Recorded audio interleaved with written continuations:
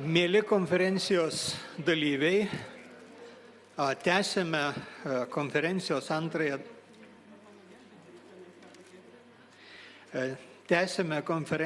antrąją dalį. Kviečiu grįžti į salę visus.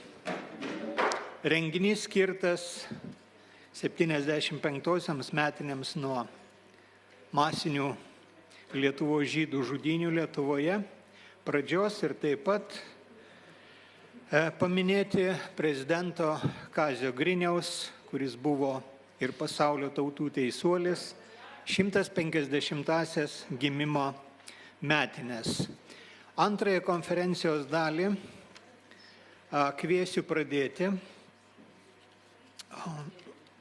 Danutę Selčinskają, kuri yra Valstybinio Vilniaus Gaono žydų muziejaus žydų gelbėjimo ir atminimo įamžinimo skyriaus vedėja.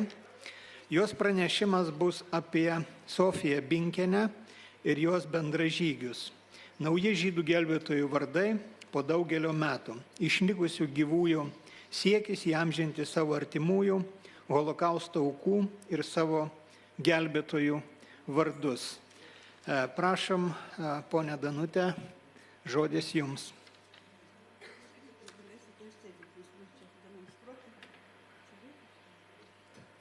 Labadiena. Tai prieš pradant pranešimą savo šiek tiek supažindinsiu su mūsų skyriaus archyvu, kokius mes turim duomenis. 92 metais Valstybinėme Vilniaus Gaono žydų muziejuje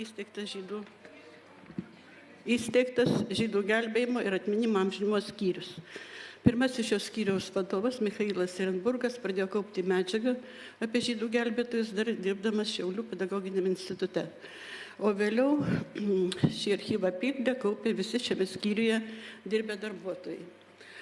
Atkūrus Valstybinį žydų muziejų 89 metais jame dirbo keletas per holokaustą Lietuvoje išgyvenusių žmonių. Vienas iš Kauno geto antinacinio pasipriešinimo vadų Dmitrijus Gelpernas, poetas Alfonsas Bukantas, Vilniaus geto pasipriešinimo organizacijos dalyvė Rachilė Margolis, jų vaidmuo kaupiant, tiriant ir tikslinant informaciją apie holokaustą ir jo eigą Lietuvoje bei žydų gelbėtojus ir išsigelbėjusius yra ypač reikšmingas. Šiuo metu mūsų skyriuje yra 2270 vardinių žydų gelbėtojų bylų, kuriuose esantis išsigelbėjusių per holokaustą Lietuvoje liudijimai, po pasaulį pasklidusių žmonių laiškai savo gelbėtojams byloja apie žmoniškumo pavyzdžius per holokaustą, apie tos ypatingus Lietuvos žmonės, kurie rizikuodami savo ir artimųjų gyvybę ėjo prieš srovę, prieš okupacinės valdžios liniją, neatstūmė, gelbėjo pasmerktuosius. Žydus gelbėjo įvairių profesijų amžiaus, išsilavinimo, tikintis ir netikintis, laisvamaniai, pavieniai asmenys ir ištisos šeimos. Vienintelis dalykas, kas juos vienijo, tai nesavanaudiškumas, jie tiesiog negalėjo pasielgti kitaip. Dažnai patys ieškojo būdų, kaip išgelbėti nors keleto žmonių gyvybę. Jiems užteko drąsos ir dvasios stiprybės atsispirti atgrasaus šmeižto kampanijoms, okupacinės valdžioms grasinimams ir nepaisant pavojaus gelbėti žmonės. Mums labai svarbus išsigelbėjusių liudijimas yra Sofijos Binkienės pasirodžiusi knyga 20 metų po karo ir be ginklo kariai. Šią knygą sudarė visi holokaustą pergyvenę Lietuvoje žmonės. Jūs matote, kai knyga pasirodė, čia yra titulinis puslapis su parašais, čia yra ir Dmitrijaus Gelperno parašas, ir Icchoko Homero, ir pačios Binkienės, ir Rivkos Ašerovičienės, daktarės Švabaitės ir kitų. 63 metais Yad Vashem pradėjo plačiai paplitusi pasaulio tautų teisuolių projektą. Yad Vashem pradėjo dirbti tais metais pasaulio tautų teisuolių pripažinimo komisija, kuriai vadovauja Izraelio aukščiausio teismo teisėjas.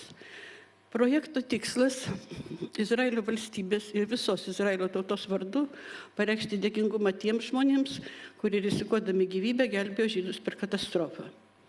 66 pripažįstami pirmieji pasaulio tautų teisuoliai iš Lietuvos. Vilniaus universiteto bibliotekininkė Ona Šimaitė, Izraelio ambasadorius Valteris Eitanas 67-ais Onai Šimaitei pasaulio tautų teisuolio medalį įteikė Paryžiuje. 66-ais taip pat pripažinta kaunietė spaustuvės darbuotoja Julija Vitkauskienė ir jos sūnus Arėjas. O 67-ais jau pripažinta Sofija Binkienė ir didžiulėmis išgelbėtų žmonių pastangomis jie nuvyksta į Izraelį, jai leidžiama nuvykti, jin ten pasodina medalį ir atsiima pasaulio tautų teisuolio apdovanojimą. Nuo 66 iki 90 laikotarpiu iki Lietuvos nepriklausomybės atkūrimo 156 pasaulio tautų teisuoliai pripažinti Jad Vašem. Šiuo laikotarpiu dėl savo gelbėtojų pripažinimo daugiausia kreipėsi išgelbėtieji gyvenant Izraelyje. Tarp pirmųjų pasaulio tautų teisuolių daug Sofijos Binkienės bendražygių, kurių žygdarbis aprašytas būtent šitoje knygoje ir Be ginklo kariai. Tai ir Bronius Gotautas, Juozas Stakauskas, Vladas Žemaitis, Marija Mikulska, Bronislavas ir Juozas Paukščiai, Petras Baublys, Juozas ir Bronislavas Traupiai, Rakevičių, Muzuraičių šeimas, Mykolas Šimelis, Elena Kuturgienė ir jos sūnus Viktoras. Atkūrus Lietuvos nepriklausomybę dėl savo gelbėtojų pripažinimo pasaulio tautų teisuoliais, į Jad Vašem pradeda kreiptis ir Lietuvoje gyvenantys, išsigelbėję per holokaustą žmonės. 91-ais pripažinti ilgametės žydų bendruomenės darbuotojos Sulamitos Framanaitės Liev gelbėtoja vienuolė Marija Rusteikaitė, 92-ais profesorės Irinos Veisaitės, 95-ais poeto Alfonso Bukonto gelbėtojai, 96-ais teatrologo Marko Petuchausko gelbėtojai ir kiti. Ir vis daugiau Izraelio gyvenančių taip pat siunčia savo liudimus Jad Vašem. Norim prisiminti tuos pačius pirmosius teisuolius. Ir pacituoti norėčiau Onos Šimaitės žodžius. Tuo baisiu žydams ir visiems sąžiningiems žmonėms metu aš dažnai galvodavau, kad po viso to, ką žydų tauta pergyveno, daug kam atsivers akys. Ir apie neapykantą žydams mes sužinosim archyvose ir muziejuose. Bet aš stipriai klydau. Tik nedidelė dalis nežydų prisimena baisius būdus, kuriais hitlerininkai sunaikino tūkstančių žydų, kaip buvo žudomi žydų vaikai, moterys, seniai. Ir gėda tiems, kurie užmiršo, kieno rankomis tai padaryta ir kas išgelbėjo žydų gyvybės. Čia citata iš Šimaitės straipsnio parašyta prieš 65 metus, tai yra 51 metais. Dėka Rimanto Stankevičiaus, tikiuosi jis dar čia yra, tai Šimaitės atminimas pas mus jau įamžintas Lietuvoje 2004 metais. Ji pasirodė jo knyga gyvenusi himno dvasia ir taip pat jo iniciatyva atidengta memoralinė lenta Universiteto Simono Daukanto kiemelyje. Šalia jūs matot portretą Juozo Rutkausko, tai žmogus, kuris Vilniuje išgelbėjo, kaip Šimaitė sako, jis, kadangi jin buvo su jo pažįstama, gaudavo iš jo dokumentus, tai išgelbėjo daugiau kaip 100 žydų. Galiausiai jis buvo 44 suimtas, nužudytas, dabar jo vardu pavadinta gatvė Viršuliškių seniūnijoje. Ši trijulė irgi turbūt daugumai Vilniečių žinoma, bet šioje salėje turbūt irgi yra ne Vilniečiai. Vėlgi Rimanto dėka, irgi Rimantas Stankevičius.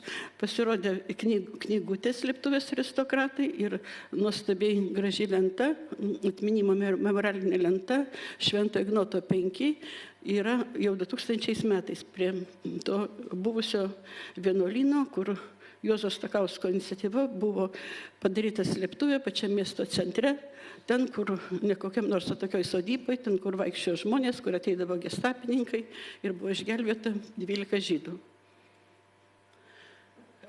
Vėl grįžtam prie Sofijos Binkienės. Čia aš cituoju žodžius iš nekrologo, kurį parašė išgelbėtieji mirus Sofijai Binkienei 84. Kas išgyveno vokiečių okupaciją, tas supranta, ką reiškia žydams tokie namai, kur galima ateiti sunkiausiomis gyvenimo minutėmis. Mums tokie buvo tetos Zosės namai, kuriuos mes juokais vadiname žydų viešbučiu. Ten mes radome ne tik prieglobstį, bet ir širdingą atmosferą, norą padėti ir tai mums teikia tikėjimo, drąsos. Ir tai buvo be galo svarbu tais metais. Nekrologą pasirašė jos išgelbėti žmonės. Šalia fotografija Petro Baublio. Petras Baublys, tuo metu jaunas gydytojas, vadovavo buvo direktorius nuo 42 metų, kūdikių namų Lapšelis, kuris radosi prie Vilijampolės. Ir dabar, kiek mums žinoma, tai Izraelyje, va čia aš pacitavau šonę pavardės, tų žmonių yra bent 10 pavardžių, kurie ir šiuo metu gyvena Izraelyje, iš jo išgelbėtų vaikų, taip vadinamų pamestinukų. Daktarė Kuturginė, jos sūnus gydytojas Kuturga. Poetas Giršas Ošerovičius juodoje knygoje taip apibūdina Elenos Kuturginės veiklą ir pagalbą žydams karo metais. Pačiomis pirmosiomis juodomis hitlerinėmis okupacijos dienomis, 41 metų birželį ir liepą, į daktarę Kuturginę ėmė kreiptis pagalbos persekiojami žydai. Prasidėjus sistemingam žydų naikinimui, daktarės Kuturginės kabinete kartais nakvodavo po 7-8 žydus, imdamiesi didžiausių atsargumo priemonių, jie ateidavo iš vakarų kaip pacientai ir laukdavo iki ryto. Didžiosios akcijos išvakarės jos kabinete nakvojo 12 žmonių. Viktoras Kuturga buvo patekęs Gestapo į rankas, bet išsilaisvinęs vėl tęsė savo veiklą. Bronius Gotautas. Tai savo nusistatymą buvo tikrai labai panašus, galbūt netgi Joną Šimaitę, nes labai kantriai kiekvieną dieną jis stengdavosi padėti visiems, kam tai galėjo. Vaikščiodamas sulopytą milinę, persimetęs per petį krepšį su knygomis, jis kasdien su vaistu ir maistais eidavo ir padėdavo visiems persekiojamiems žmonėms. Bronislovo Paukščio pagalba tuo metu Šventosios Trejybės klebono taip pat išgelbėti labai daug žmonių ir dėl jo pripažinimo teisuolių dar 74 atrodo metais kreipėsi Abrahamas Tori, nes jis labai padėjo ir jam pačiam, ir jo žmonai, ir daugelį kitų žmonių. Kaunas, aišku, būtų ne Kaunas, ta prasme, žydų gelbėtojų prasme, jeigu nepaminėtume šitos labai šviesios šeimos, tai Sofija Čiurlionienė, Danutė Čiurlionytė ir Vladimiras Zubovas. Jų namuose rado prieglobstį ir paguodą irgi ne vienas žmogus, išgelbėta pianistė Estera Linaitė, padėjo architekto Anatolijaus Rozenbliumo šeimą ir kitiems. Žemaitijos valstiečiai. Žemaitijoje nemažai buvo išgelbėta žmonių ir šita šeima yra labai žinoma, taip pat Sofijos Binkienės knygoje aprašyta, tai Juozas Straupys ir Kerpauskai. Kaip aš čia ir miniu, patyrė daug šiurpių grasinimų ir ne vieną kratą, žodžiu, jie išgelbėjo 25 žmonės. Praėjus jau daugelį metų po Sofijos knygos Binkienės pasirodymo, kai jau atrodė, kad išsigelbėjusių gretos senka ir tų liudimų mes gauname vis mažiau, mums labai padėjo rašytojas Icchokas Meras, inicijavęs taip vadinamą Pasaulio tautų teisuolių projektą. Jisai suburia bendraminčių būrelį Izraelyje, ragina rašyti prisiminimus ir siųsti į Advašem ir valstybinį žydų muziejų. Ir atsiliepia daug išeivių iš Lietuvos gyvenančių Izraelyje ir kitose šalyse. Aš jau necituosiu to jo kreipimosi, jūs čia tikriausia matote. Noriu priminti, kad Icchokas su Janina, savo sesutė, liko būdu be tėvų, liko našlaičiai, čia jų fotografija 45 ir 46 metais.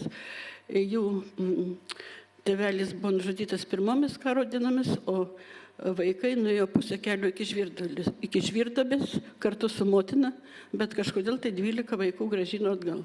Paskui Icchokas visą laiką ir kankinosi, įdomu, kodėl jos grąžino. Jos uždarė į daržinę, tos sugrąžintus vaikus. Ir pirmoji mūsų gelbėtoja, čia jau Icchoko Mero žodžiai. Prieš karą Michalina Legantinė buvusi mūsų namų darbininkė. Jis susirado mus toje dvaro kamaroje. Kai ginkluotas baltaraištis sargybinis trumpam pasitraukė nuo durų, moterys pagrėbė dalį vaikų ir nusivedė namo. Mane susisirim nusivedė Michalina. Likusius kelius vaikus, kurių niekas nepaėmė, baltaraiščiai sušaudė per antrasias Kelmės žydų masinės žudynės 41 metais rugpjūčio 22. Būtume ir mes žuvę, jeigu ne Michalina. Parodoje ir kalendoriuje jūs pamatysite Icchoko Mero pagrindinius gelbėtojus. Ten yra jo žodžiai skirti jo mylimai Dainauskienei, kuri tapo antrąją motiną. Noriu pasakyti, kad jo Icchoko Mero dėka pas mus prasidėjo labai glaudus bendradarbiavimas su Advašem, keitimasis informacija ir virš 300 gelbėjimo istorijų ištirta šitam laikotarpį 2004-2009 metais dirbant kartu. Daug naujų žydų gelbėtojų vardų atsirado Lietuvos pasaulio tautų teisuolių sąraše. Čia kitam pusėje jūs matot pavardės.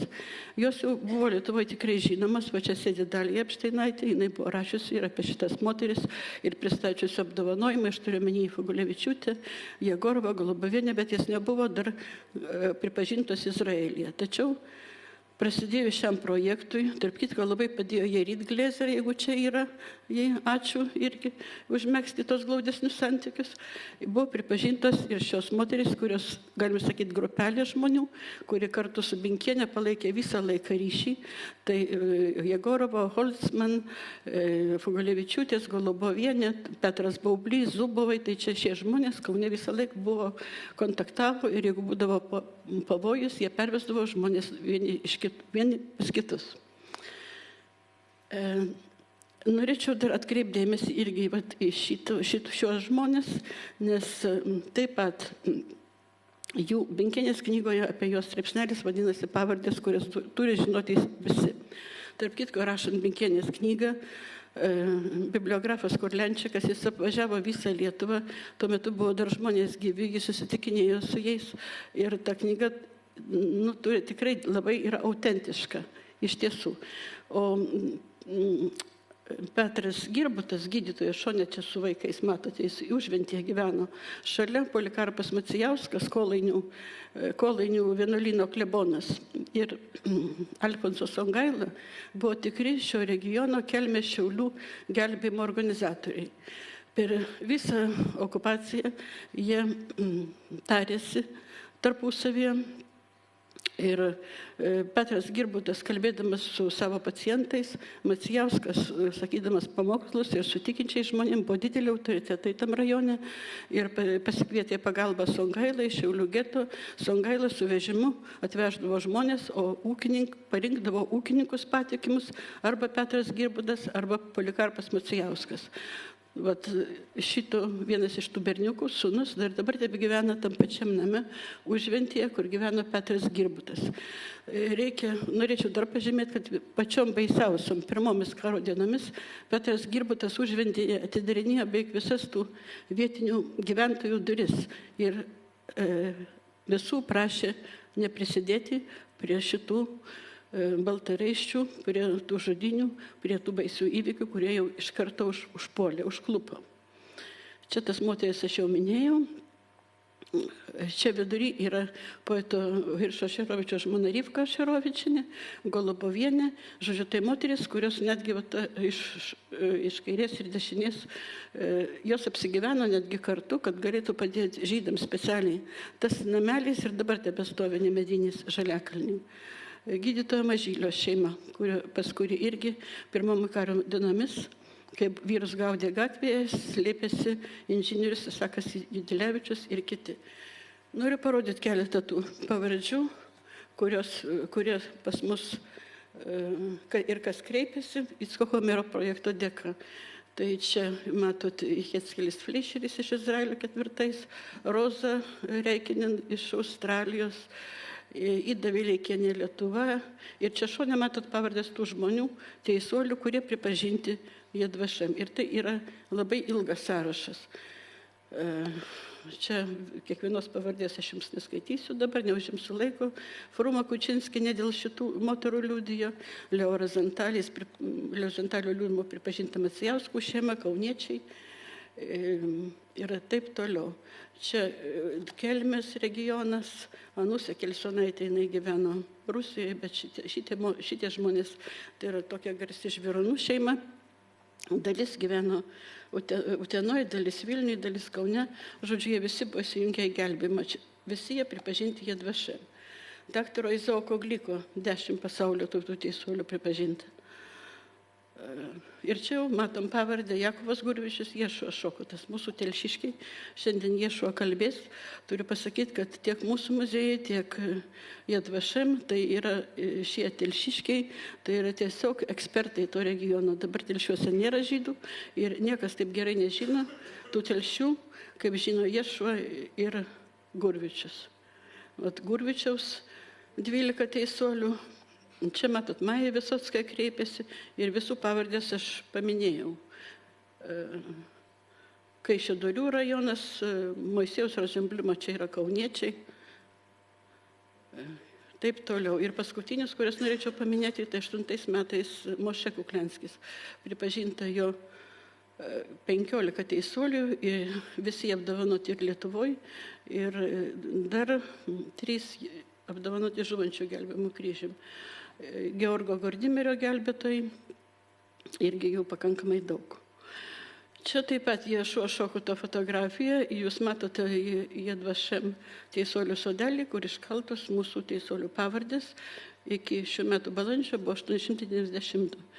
Labai džiugu, kad pernai mus pasiekė šią žinią, kad remiantis Dmitrijaus Gelperno liudijimu pasaulio tautų teisuoliais pripažinti Lietuvos prezidentas Kazys Grinius ir jo žmona Kristina. Nuo 1993 Lietuva apdovanoja savo gelbėtojus taip pat ir dabar yra apdovanoti 1390 gelbėtojų, tame tarpe visi tie ir teisuoliai, tie patys, žuvančių, dauguma bent iš jų, žuvančių gelbėjimo kryžiumi. Norėjau parodyti va šitą jums paveiksliuką, kadangi tai yra mūsų virtuali paroda ir labai mes džiaugiamės, kad labai pavyko mums susisteminti tą informaciją, nes tai yra labai palyginus imli ir labai daug čia informacijos yra. Tai nuo 2011 jūs matote internetinius adresus, čia yra skelbiama informacija apie visus išsigelbėjusius, apie visus žydų gelbėtojus ir taip pat daug yra istorijų išgelbėtų vaikų, daug video medžiagos, interviu. Tais pačiais metais Žydų muziejuje buvo atidaryta paroda 2009, kurios aš esu kuratorė, išgelbėti Lietuvos žydų vaikai pasakoja apie Šoą. Čia vėl rodo aš jums tą frumą, kadangi norėjau pabrėžti, kad kiekvienas vaikas, ir mums tai labai daug davė šitą informaciją, kuri tada pas mus atkeliavo, nes kiekvienas žmogus pasakoja visų pirma apie savo šeimą, apie likimą.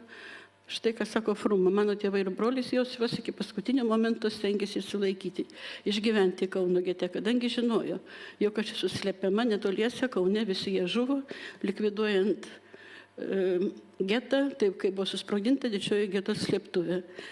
Taip žuvo ir broliukas jos, ir tėvai. Ir kiekvienas iš tų vaikų, kurių stendų mes parodoje turim 90, o tai yra, atsiprašau, 50, o internete apie 90, labai išsamei pasakoja savo istorijos ir apie savo gelbėtojus. Apie Frumą ir Holzman, kuri buvo dailininkė Kaune ir vokiečių kalbos mokytoja. Mes sukūrėme ir filmą, kurios 2007, kuris vadinasi Vilties etiudas, jį taip pat galima pasiekti internetu. Kadangi mes puikiai suprantam ir jūs visi žinot, kad dauguma žydų vaikų, tūkstančiai žydų vaikų nužudyti, mūsų šioje parodoje yra memorialinis kambarėlis skirtas atminčiai šitų nužudytų žydų vaikų. Aš jums parodau keletą fotografijų tik tai. Iš to kambarėlio, kai pas mus ateina vaikai, pirmiausia, arba ekskursijos, pirmiausia, ten ir užeina. Jūs matote labai graži mergaitė, tai Adina Tokerytė, tai iš vaikų akcijos Šiaulių gete, 403 lapkričio 5 auka. Ir perdavė fotografiją mums Gregori Tokeris, jos brolis, kuris gyvena Jeruzalėje. Jis, kai atvažiuoja, visada čia užeina, irgi nesenai buvo. Jos motina Paulina Tokerienė išgelbėjo 2 kunigai, Adolfas Kleiba ir Vincentas Bila. Jie taip pat yra pasaulio tautų teisuoliai. Šalia fotografija Liovos Frenkelio. Mačiau, čia yra šiandien Tobijas Jafetas, tai čia yra Tobijas mums davė šią fotografiją, o Liovo yra jo pusbrolis, kai Tobijui pasisekė pabėgti iš geto, jis Kauno geto, jis buvo Liovos bute, o Liovas su savo tėvu žuvo. Zėjevas Klinšteinas, mes nesenai netekom jo sesers Rananos Malchanovos. Jai per karą, ją ir jos motina išgelbėjo valstiečiai Stimaičiai, o jos broliukas ir tėvas nužudyti Vilkaviškyje. Šalia Rudolfas Lazarsonas, jos sesuo, tai mūsų Tamara Lazarson, tai mūsų lietuviška Ana Frank, nes jos dienoraštis išliko, įrašė dienoraštį Kauno gete, jos dėja irgi netekom šiais metais. O ją išgelbėjo nuostabios moterys Bronė Pajedaitė, Petronėlė Lastienė ir Veronika Žvironaitė, kurias Tamara vadino 3 moterimis. Jų likimas pokaryje irgi buvo labai, labai tragiškas. Čia vat yra pas mus, mačiau, Sulamita, jinai mums davė šią fotografiją, čia jos pusseserės, kurios išvesta iš Kauno geto į Aušvicą, o per vaikų akciją, o Sulamita išgelbėjo vienuolę Mariją Rusteikaitę. Pradėjom rinkti fotografijas iš karto, kai pradėjom planuoti tą parodą, išgelbėtas vaikas pasakoja. Čia mūsų vienos buvusios ilgametės bendradarbės pusbroliai ir pusseserės nužudyti įvairiose vietose Lietuvoje. Yra dar dalis fotografijų, kurių mes negalime įvardinti, kas taip yra vaikai, bet jos irgi labai jaudinančios, jos buvo rastos sudegusiuose getuose. Dabar jūs priėjom prie linksmesnių dalykų. Jūs matote moterį Domicelę su 2 berniukais. Tai ir yra Šochutas, šitas mažesnis, kur stovi kairėje ir kurį jūs dabar girdėsite. Tai šiem berniukam, aišku, pasisekė. Tikrai pasisekė, nes Domicelė tai rūpinosi ne tik jais, bet ir jų mama per visą karą, jis pats tai pasakys. Ir čia cituoju jo žodžius Ješua, kad mūdu su broliu mylėjom Domicelę kaip motiną, kartais daugiau negu motiną. Ješua, Šochutas ir Jakubas Gurvičius, kaip minėjau, geriausi Telšių ekspertai, nes praėjo jie visas žudynių vietas, ir Rainius, ir Gerulius, ir Telšių gete buvo. Ir jie žino kiekvieną kaimą, Šochutas 2004-aisiais apvažiavo pats vėl tos visus kaimus, susitikinėjo su žmonėm ir pripažinta jo labai daug gelbėtojų teisuoliais, 14, Jakovo Gurvičiaus 12. Ir jiems prašant, pasaulio tautų teisuolių ceremonija buvo Telšiuose 2007 metais, kur buvo apdovanoti visų gelbėtojai. Čia jūs matote irgi labai gražų bendravimą. Daktaras Glikas dabar gyvena Kaune. Čia jis susitinka pas savo namuose su gelbėtojais, jų vaikais. Tačiau ta Glikų šeima, tai reiškia 2 sūnus, 2 dukros ir motina, iš Kudirkos Naumiesčio, tai yra vienintelė šeima iš šio miestelio įsigelbėjusi per Holokaustą. Tai būtent ta Lietuvos provincija, apie kurią kalbėjo prieš tai prelegentai, kad provincijoje praktiškai tie, kuriems pavyko pabėgti iš tų šaudymo duobių tom pirmomis dienomis, tai jiem teko pakeisti labai daug šeimų. Gydytojas Izaokas Glikas sako, kad šiais laikais žydų tarp Kudirkos Naumiesčio gyventojų nėra. Per Holokaustą iš mūsų miestelio žydų gyvi liko tik dalis mūsų šeimos. Mūsų šeimą slapstė, maitino, rengė daugiau nei 20 lietuvių šeimų. Vieniems išgelbėtojų suteiktas pasaulio tautų teisuolių vardas, kiti apdovanoti Lietuvos Respublikos apdovanojimu. Ir iš Glikų šeimos aš vienintelis sulaukiau šių dienų, tai laikau savo pareigą pasidalyti praeities prisiminimai, surasti savo gelbėtojus ir padėkoti. Ir paskutinis mano, turbūt ar prieš paskutinis jums šitas pasakojimas apie Kuklianskius, nes jo ypatinga dramatiška istorija, taip pat miestelis pasienyje, Veisiejai. Ir jam nepavyko pirmomis karo dienomis rasti prieglobsčio Lietuvoje, jie persikėlė per Nemuną, išbuvo Gardine 1,5 metų, kai Gardino getas jau buvo beveik likviduotas 43-ais, jie sugrįžta į Lietuvą ir čia 1,5 metų praleidžia miško duobėje. Noriu pacituoti vis dėlto Mošė Kuklianskio žodžius. Dzūkijos kaimuose turėjom daug jaudinančių atsitikimų ir susitikimų. Visus tos žmonės atsimenu su didelė simpatija ir meilė. Jau nekalbant apie tai, kad be jų pagalbos nebūtume išsilaikę 1,5 metų miško duobėse, nebūtume įsigelbėję. Minėti 4 kaimai - Sventinianskas, Bugėda, Macevičiai ir Vainiūnai - nusipelnė aukščiausios pagarbos. Jie man tada atrodė lyg graži sala siautėjančiame Ryklių vandenyne.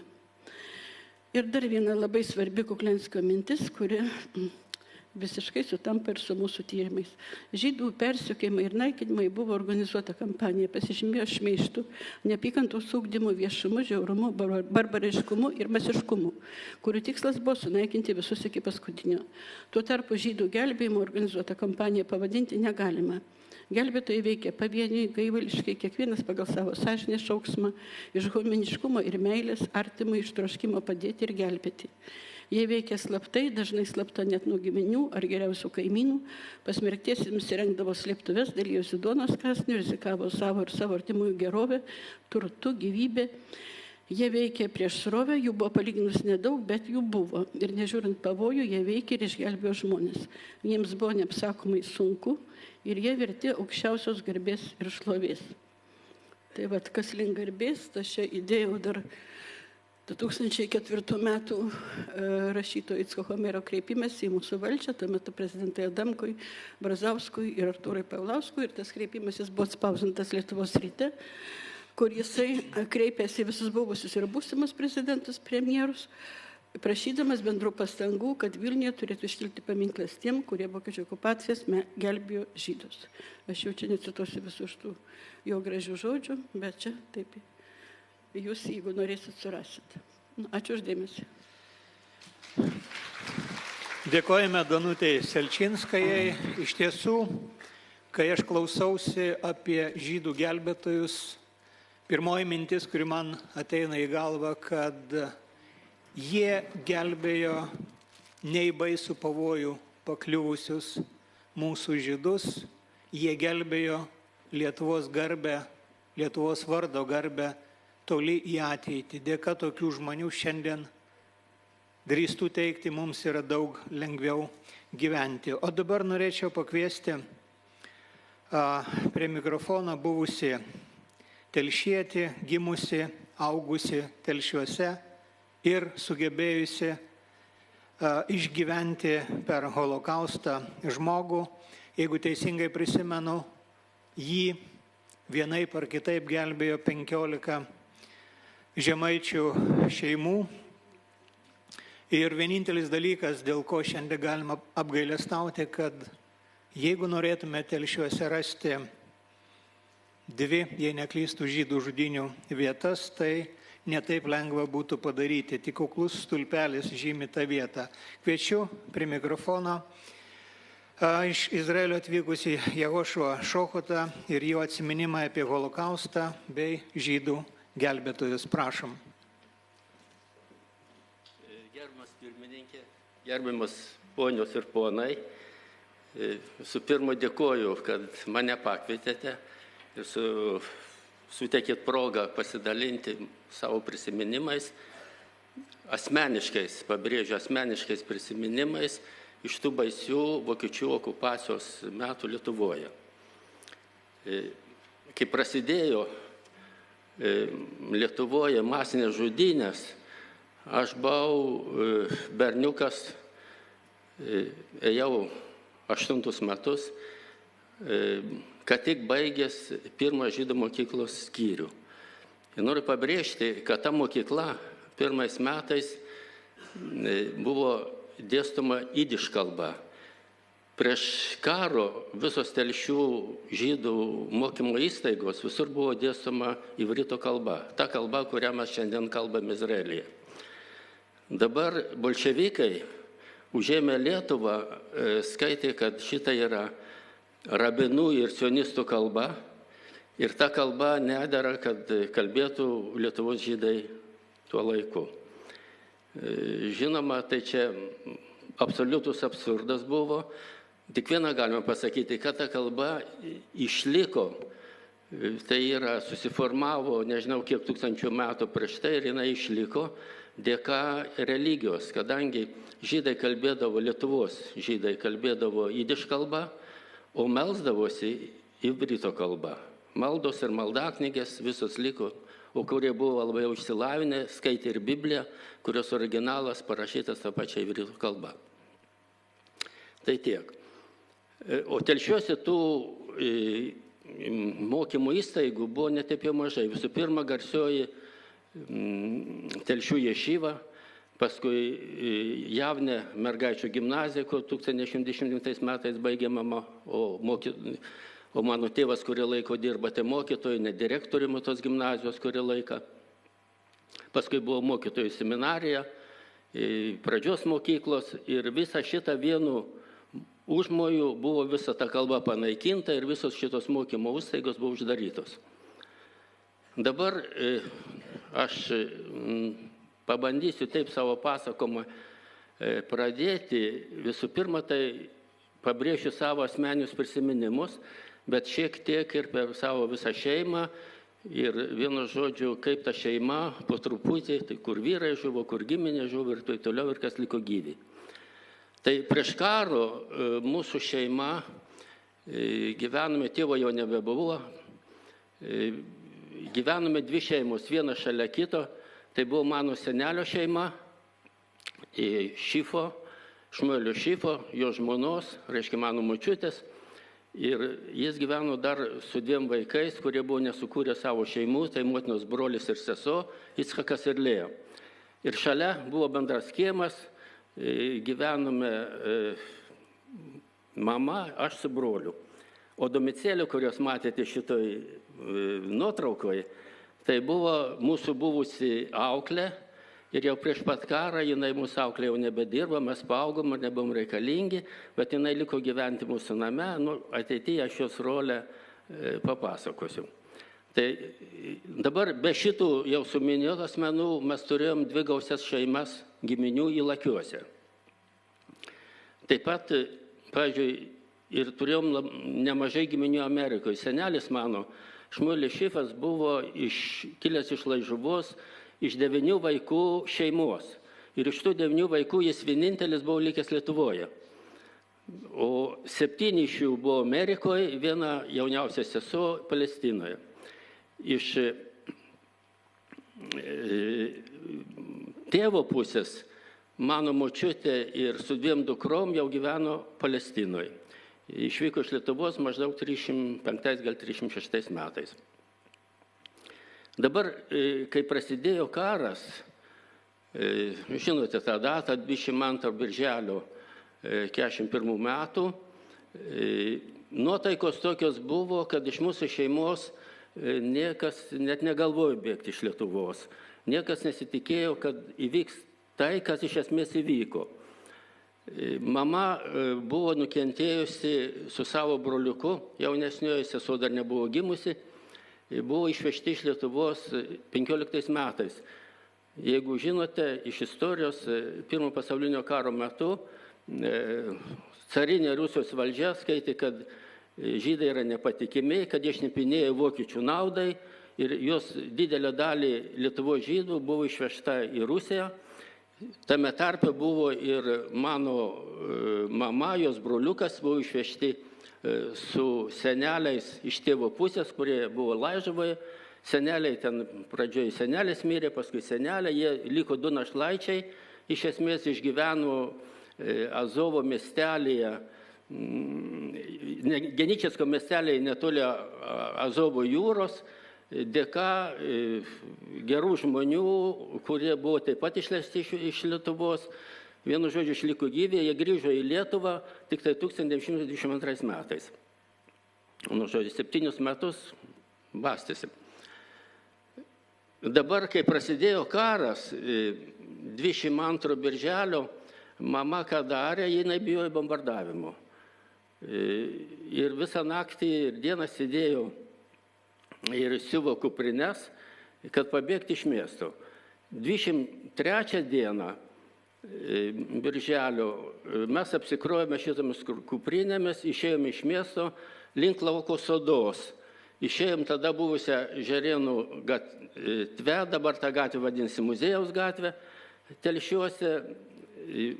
Vaizdas buvo klaikus, buvo praėję keliasdešimt gal minučių po bombardavimo.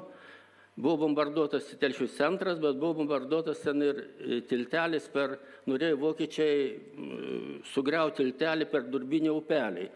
Į tą tiltą nepataikė, bet pataikė į keletą namų iš dešinės pusės, mediniai namai, aš atsimenu, degė tiesiog kaip dideli laužai. O netoli to tilčelio, gerai prisimenu, užmuštą arklį, kurio žarnos visos, žinai, ant grindinio užmuštą žmogų ir kepalą duonos didelį. Apvalų kepalą duonos, kuris vidurio gatvės. Mano brolis, pamatęs tą kepalą, pasiėmė, sako, galbūt jo prireiks. Ir tikrai mums prireikė. Daėjome mes kur mama vedė mus, įvadį pažinojau vieną ūkininką žydą, kas buvo retenybė, daugumas gyveno Telšiuose, ėmėsi prekybą ar visokiais amatais, o žemdirbių žydų buvo mažai, bet buvo jų. Ir atsiradome viename ūkyje, ir ten tame ūkyje buvo ir keletas kitų šeimų, valgėme, ką turėjome, mėgojome ten ant kokių šienų, ir kas jau ten buvo Liepos pabaiga, Birželio pabaiga, atsirado ten kokia žolė. Pabuvom keletą dienų ir atsirado noras sužinoti, o kągi daryti toliau. Mama gerai mokėjo mokių kalbą, sužinojo, kad vokiečiai yra Lauksaudos miestelėje ir pasiemusi mane už rankos, nusuvedė Lauksaudos miestelį. Mama nebuvo panašiai į žydį, kreipėsi į pirmą pasitaikiusi ten vokiečių kareivį, buvo šilta diena, visi buvo, kiek prisimenu, apnuoginę savo viršutinę kūno dalį. Visi ir kreipėsi kareivį, tas kareivis, taip sakant, pažiūrėjo mus labai rimtai, sako, aš negaliu pasakyti, kreipkitės į mūsų ten vadą šitos grupės. Ir mama tikrai kreipėsi į vadų, tas vadas sako, pasižiūrėjęs, atsiskleidė didelį žemėlapį, pasižiūrėjo. Žinot, sako, dar pavojinga, dar yra grupių miškuose visokių atsilikusių, nepabėgusių tarybinių kareivių, būna susirėmimai, palaukite dar keletą dienų. Nu ir mes grįžome į tą ūkį, nepraėjo vieną dieną, atsirado baltaraiščių grupė ir vienas visi ginkluoti, vienas nešėsi kulkosvaidį ir savo vadui sako, ar reikia žydams kulkosvaidžio. Vienu žodžiu, norėjo vietoj mūsų visus sušaudyti. Bet tas vadas jau sako, nereikia, mums reikia pristatyti šitos vyrus į Rainius. O mama mūsų, vienu žodžiu, visus mūsų suėmė, kurio ten buvo, be mūsų buvo dar kokias 2-3 šeimas žydų ir organizavo ten, žinai, vežimus arkliais, kaime susodino ir kad vežti į Rainius. O mama, kaip tai susitarė su to, kuris mus vežė, gavo leido iš to vado leidimą, atvažiavom į miestą, į savo būtą, kur buvome. Būtas mūsų buvo neliestas, net durys netidarytos, net užuolaidos, saugojo tą būtą mūsų buvusi auklė, kurią nuotrauką jūs čia matėte, ji neįleidoti nieko į tą būtą, ji gyveno kitam būte. Mūsų namas turėjo 2 būtus. Kitam būte gyveno, šitą jo neįleido. Ir mama ten prisikrovė į tą vežimą, kiek tik galėjo. Net lovas su čiužiniais buvo lovos su spiroklėmis. Visus daiktus, kurios galėjo, susikrovė didžiausią vežimą ir aš atsimenu su broliu mes užsilipom to vežimą ir tuo pačiu metu jau apie vežimą mūsų pradėjo suktis visokie įtartini žmonės, pradėjo vogti, ką tik buvo galima. Man pavogė aulinius batus ir broliai mano pavogė, bet su tam liekanom, ko nepavogė, mes atvažiavome į Rainius. Dabar aš grįšiu truputį atgal, tuo laiku, kol mūsų nebuvo Telšiuose, kas įvyko su Telšių žydais.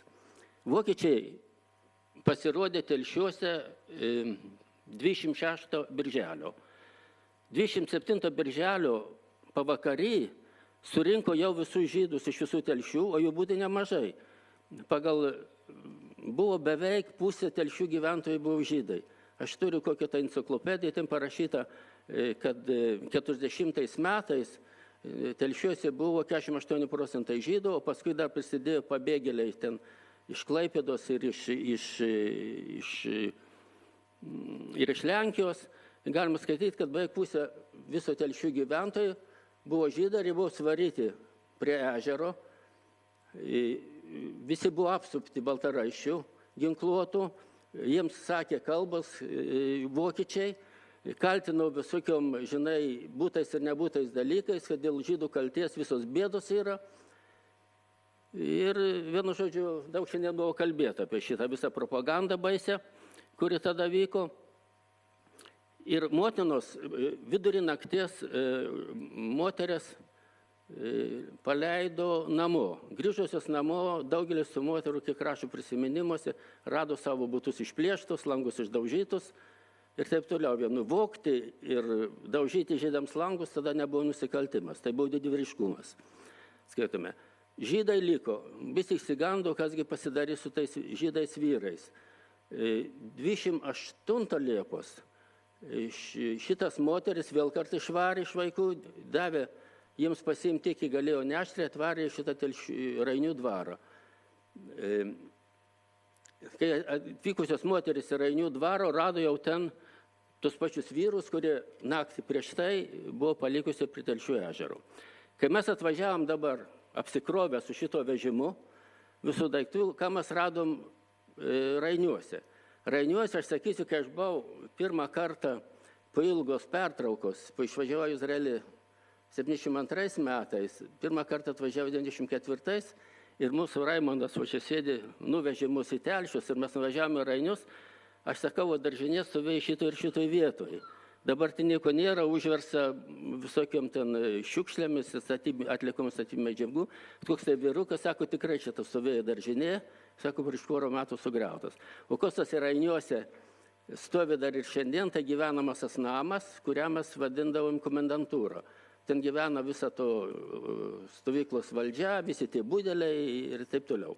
Reiškia, šitame, toj daržinėje mes suradome, iškrovėm tą savo visą mantą, kurią atvežėm, suradome ten mūsų šeimos narius.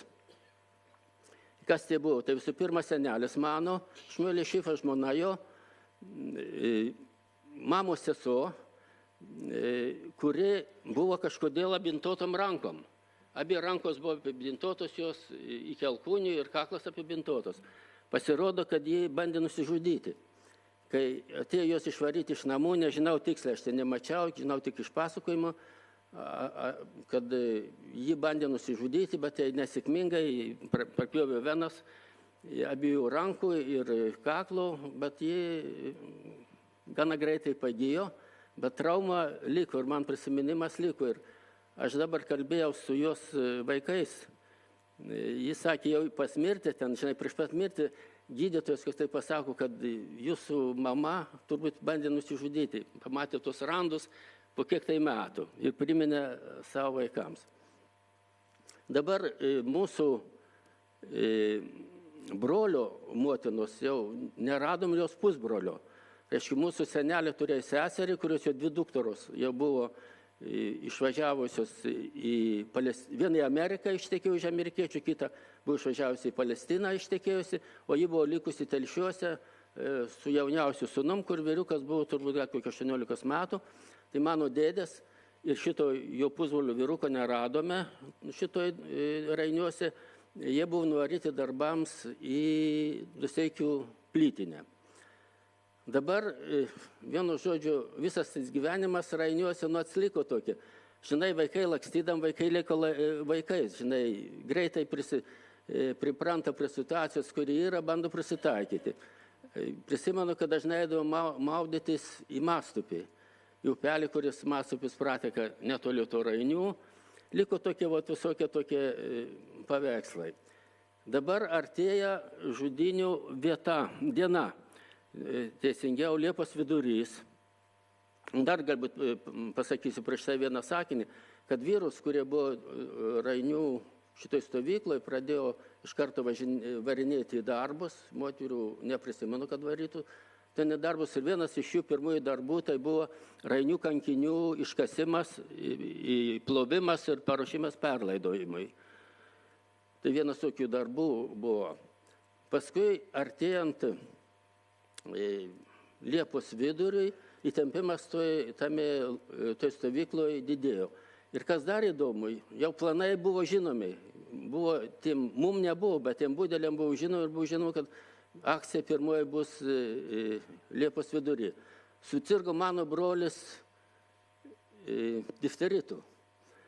Ir paradoksas, iš vienos pusės jie žudė žmonės, o iš kitos pusės davė mamai leidimą paguldyti mano brolį ligoninę Telšiuose. Ir iš to lagerio atvežė brolį mano paguldė į ligoninę ir jį išgydė. Jis jau negrįžo į Rainius, aš paskui papasakosiu, grįžo į sekantį lagerį. Dabar maždaug 13 Liepos įsiveržė į mūsų šitą daržinę 2 vyrukai, kalbėjo lietuviškai, vienas apsinoginęs iki pusės, kūną tik tai su kelniam, musijavo kardų, reiškia ištrauktų iš makščių su tokiu riestų kardu. Už jo ėjo vyrukas, kitas, apsirengęs pilnai ir nešė tokį didelį pintą krepšį.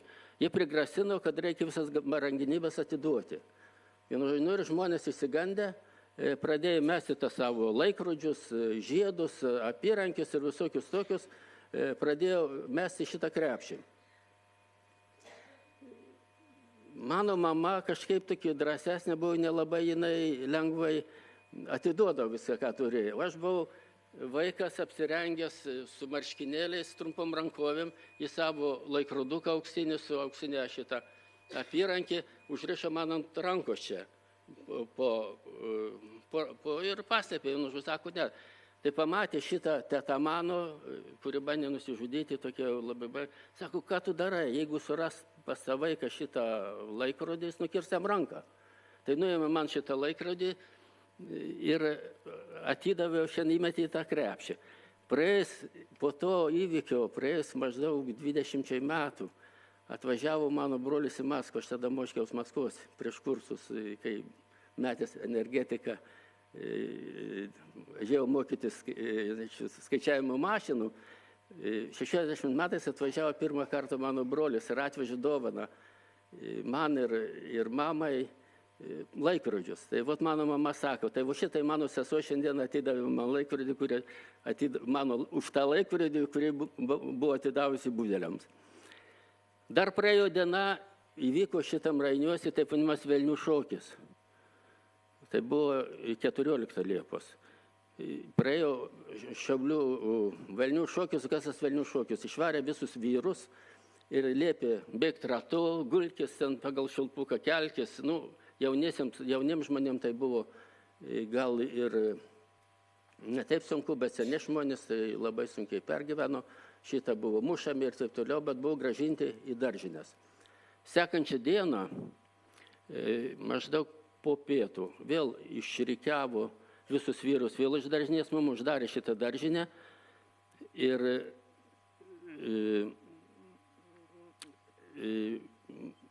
vėl, vienu žodžiu, vyrai buvo ten, ne tik tai iš mūsų daržinės, bet iš visų daržinių suvaryti ten į aikštę ir daržinės duris uždarytos, bet tos duris neužsidarė hermetiškai. Įsivaizduojat kaimo daržinė, kaip užsidaro duris, tokios, į kurią gali važiuoti su 2 arkliais kinkytų vežimu. Kaip ta daržinė atrodo. Buvo plyšiai tarp durų ir sienų, tarp plyšių.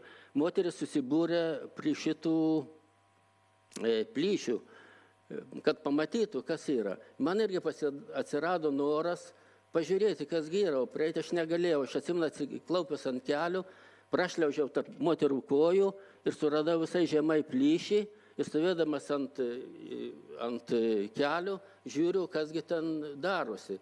Ir įsivaizduokit, aš pamačiau tas sektorius, kur aš galėjau matyti, buvo gana siauras. Kadangi plyšis buvo siauras, vieną akį pridėjęs prie šito plyšio, aš matau žmogų, greičiausiai, kad tai mano senelis, tikriausiai, kad tai buvo mano senelis, tik tai jį matau, kitų nematau. Matau vieną žmogų ir jis laiko maldaknygę ir taip lūpas jo virpa.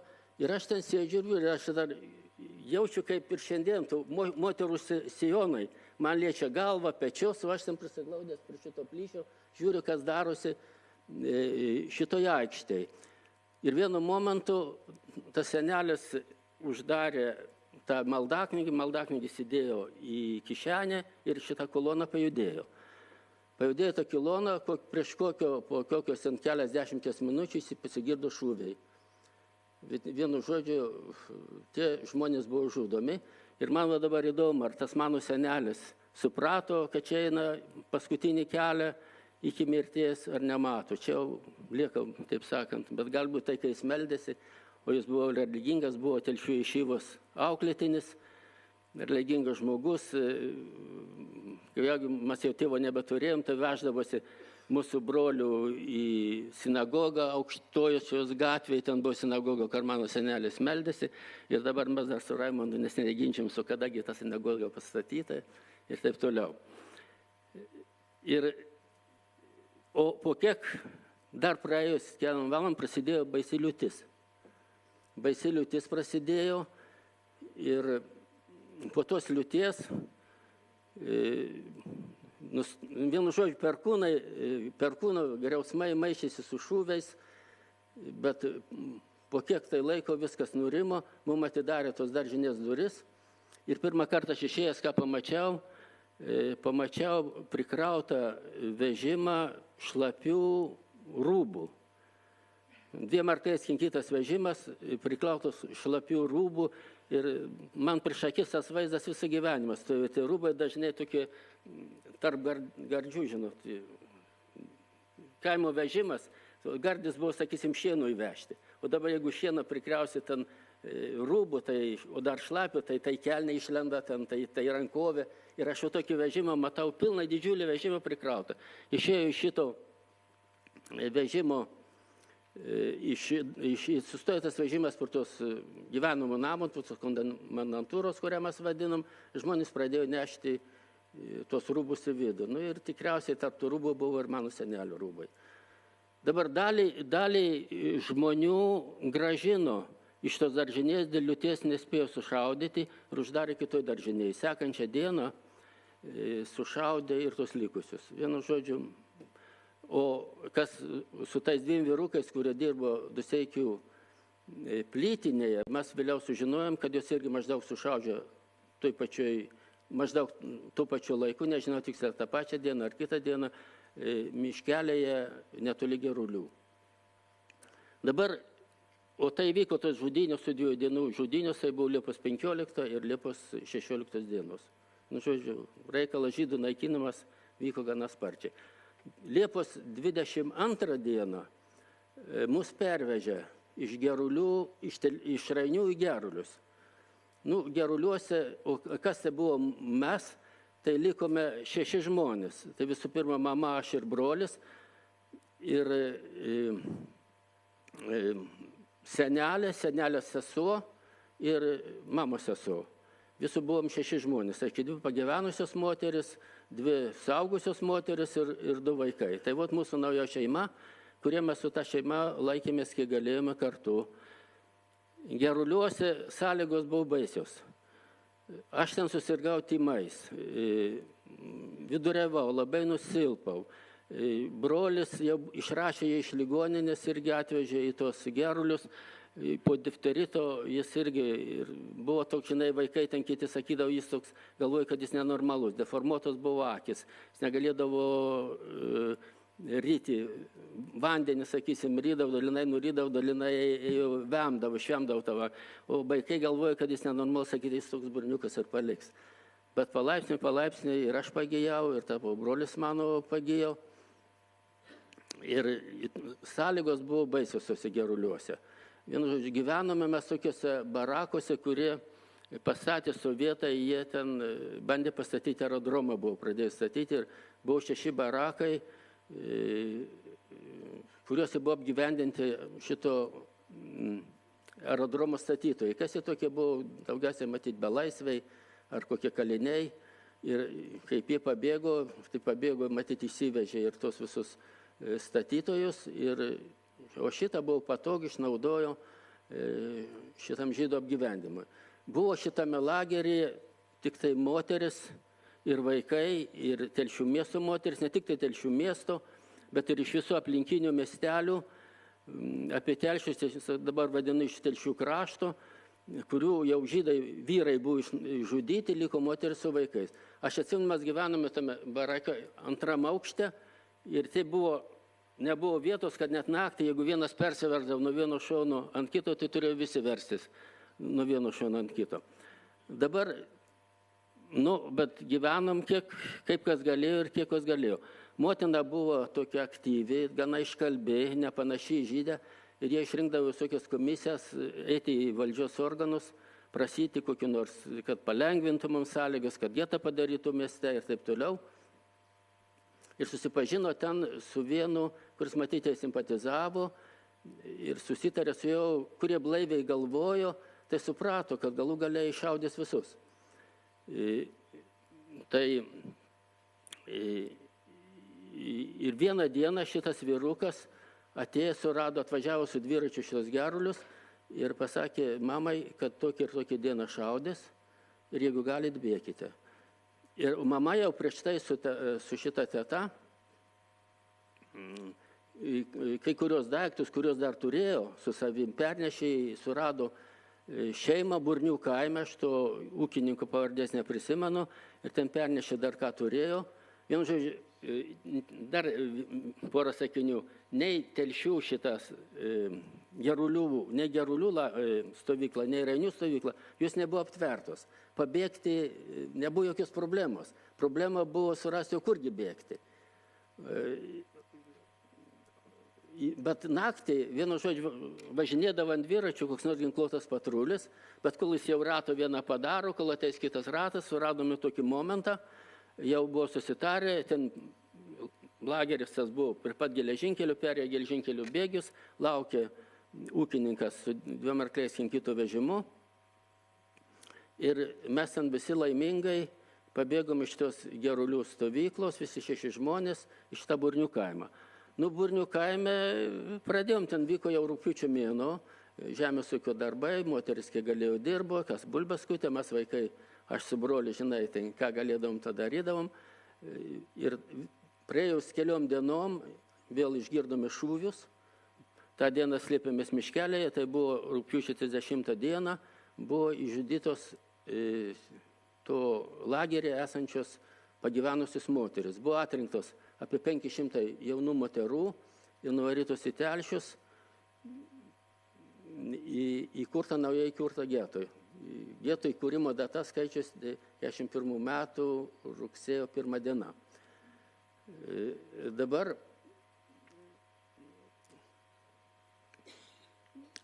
kiek ten tų žmonių buvo išžudyta, man sunku pasakyti. Tada niekas jų neskaičiavo tiksliai ir niekas nežinojo. Dabar ant paminklo Gervuliuose parašyta, kad čia išžudyta 4000 moterų, vaikų, žydžių. 4000 žudyta, atrodo, kad tas skaičius panašus į teisybę. Dabar mes tame kaime, kur mes pabėgom Burniuose, irgi ilgai neužsilikome. Vėl atsirado baltaraiščiai ginkluoti, 2 vyrukai atvažiavo, mūsų susuėmė. Mūsų susuėmė, atvežė į Telšius, bet ne tiesiai į šitą getą Telšių, bet į kalėjimą.